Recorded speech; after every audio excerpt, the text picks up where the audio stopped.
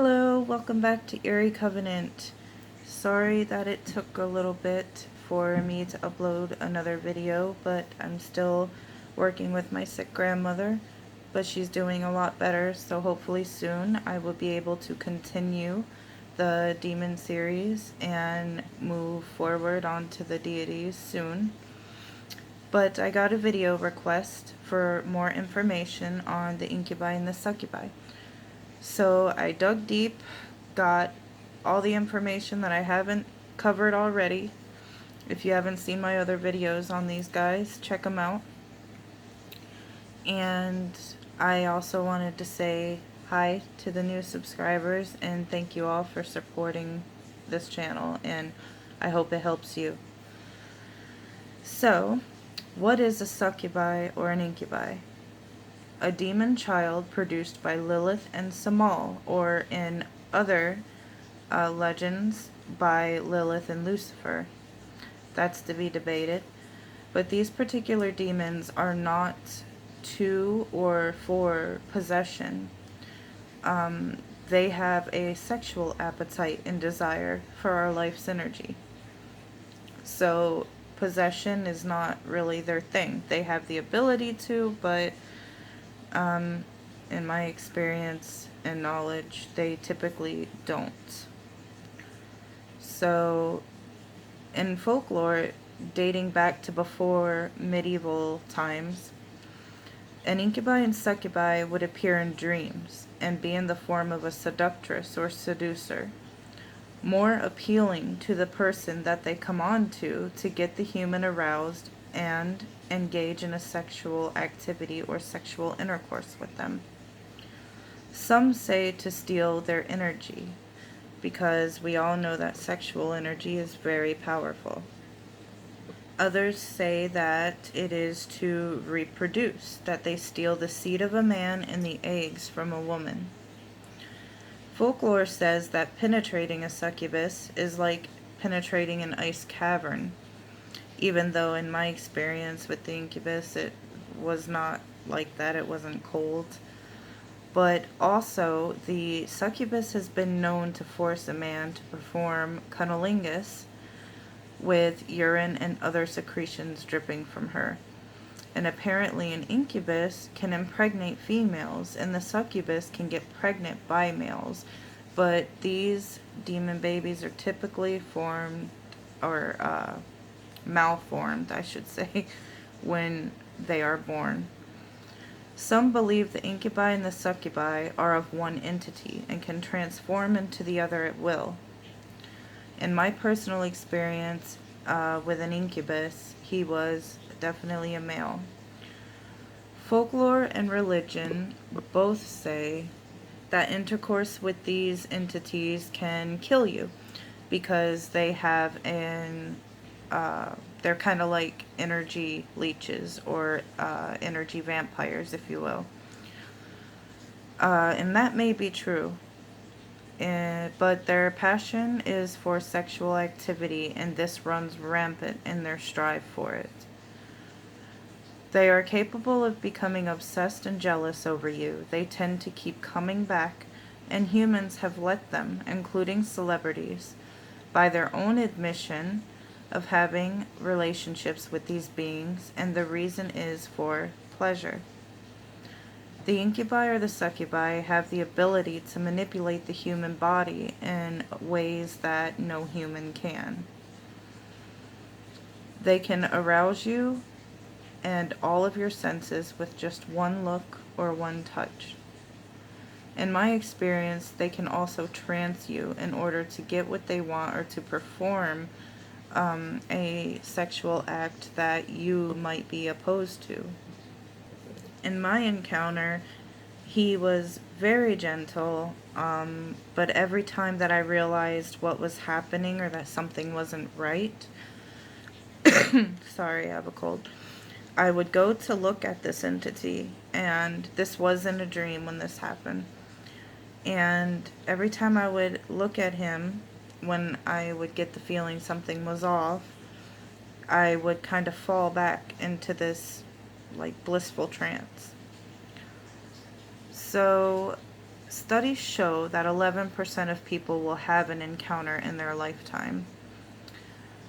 There are reports of these entities imitating past lovers to get to people. My incubus did do this, but I knew something was off about him because the body was too perfect, or at other times wouldn't be. You just know something's off if they're trying to trick you.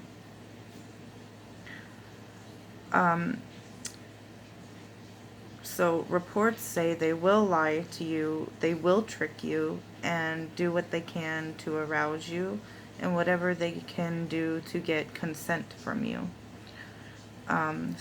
It's argumentative, but some say that they can't touch you without some form of consent.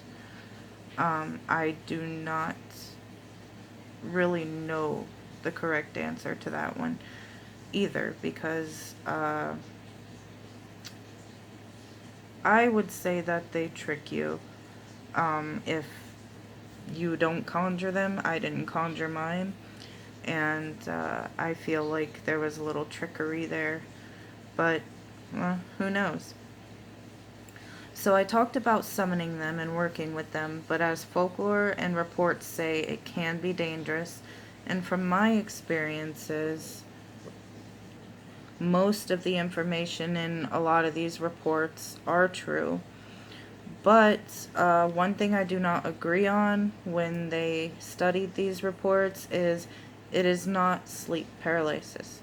This is real. And now that I'm more experienced with this, though, I'm not afraid and I know how to send them away. So we will talk about that later in this video. It should also be noted that it is said that an incubus and a succubus conceive and birth familiar spirits in some folklore. I wanted to note that in there because a lot of witches in the past have used these guys kind of as a familiar. So that could have some truth to that. In the old times, the incubus and succubus were feared, nasty, sexually deviant creatures. In modern days, they are more beautiful enchanters. This is no doubt that many people are fascinated with these beings. Artwork, movies, stories, and reports are made all the time. Is our fear mixed with desire for those entities? Perhaps it is how they are able to seduce us so well. We all have dark desires. My own experience and opinion from my experience working with an incubus is, yes, it was scary as hell at first because I didn't know what the hell was happening. As time went on and it continued, I had the urge for this demon, and it never hurt me, but did begin to appear in more of an uglier form. And the intercourse was nightly, and later became jealous and had to fight my urges and cast them away. And it hurt a little to do that. So, in a conclusion of some sort, 1, you can have an emotional and sexual connection with these guys. 2, they do take your energy. 3, it is intense. 4, most reports and folklore are true about them. 5, they can be useful in the craft if you know what you're doing and you are experienced in working with demons. 6, it can be dangerous for your psyche and sexually and addicting. 7, those who have died from having intercourse with them did so in a abundance over and over, paying more attention to lust than their own energy. 8, depending on you is how the experience will go. For some it is bad. For those of us who are experienced in occult knowledge, specifically in necromancy and energy work, you can use the sexual energy at your will and this entity. In case you ever do need to try to get rid of these guys, just know that it is very, very hard to do. You get what you ask for. If you summon these guys, sorry, and it's only for the sexual experience, more so than to work with them, you may have trouble getting rid of this. Just know these guys are like glue. They don't like to leave you once you've crossed that line. So usually they will stick around for life. But there are a few things that you can do. I will go over what I did to kind of send mine away. So if you already established a connection with your succubi or incubi, it will hurt to banish or reject them. Just know that. I had to, and it hurt a little. First, you have to break it off. When it comes to you, there is no more hookups, no more talking, no more connection to them. Just like a real relationship, you want to break that shit off. And it's hard to do. Second, you will do a ritual shower or bath to cleanse yourself spiritually. Then you must cleanse your house, starting with your room and your bed. You can, of course, do a banishing ritual if the cleansing will not work, and rarely does it work.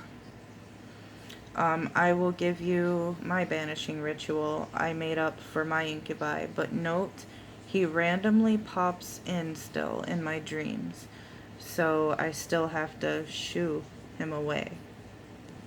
Gotta have that strength to say no, leave me, but it isn't as frequent as it used to be. So you also need to know the name of your spirits. So if you summon them using a sigil or any form of a link to Lilith or any other link, burn it or bury it.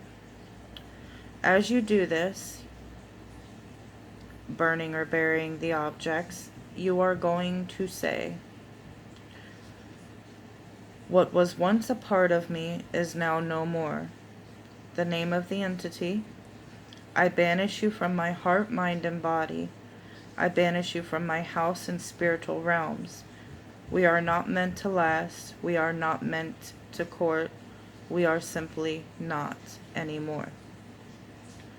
Keep a bowl of salt water by your bed. If you are experienced in dream work or projecting your energy outward, salt water is a good weapon physically and spiritually, and great for cleansing.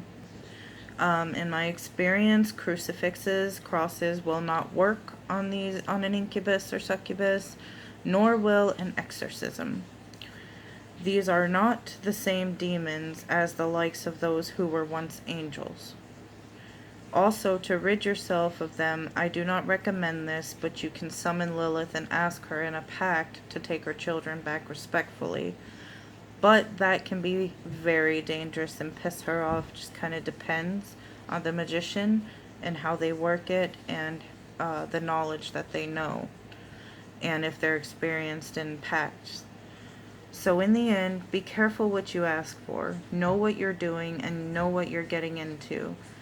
I did not summon my incubi, but I learned a lot from him. And I do recommend, if you're experienced, working with these types of beings, but if you're not experienced and you're curious about it, please research more into it. It can be very, very dangerous. But nonetheless, interesting to share and interesting to know. Well, I hope you guys enjoyed this video, and I hope the person that requested it got the information they wanted. And as always, with love and light from Eerie Covenant, I will see you guys tomorrow.